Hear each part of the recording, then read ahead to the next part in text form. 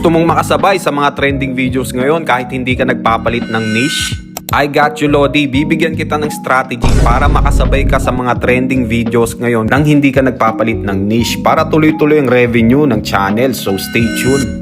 Okay, for example, ang niche ng channel mo ngayon ay tungkol sa animals at recently may lumabas na mga viral videos about sa 3D skeleton AI. Pwede kang gumamit ng strategy na tinatawag na niche bending. Sa madaling salita, i-merge mo yung dalawang niche para makasabay ka sa trend. So kung animals yung niche mo, let's say aso or pusa, ang gagawin mo ay i-apply mo lang yung skeleton sa kanila. So gagawa ka ng skeleton cats or dogs. Ganon din kung talking objects ang viral ngayon, edi gumawa ka ng talking animals. Yan ang quick explanation ng niche bending. Napaka-simple strategy lang pero effective.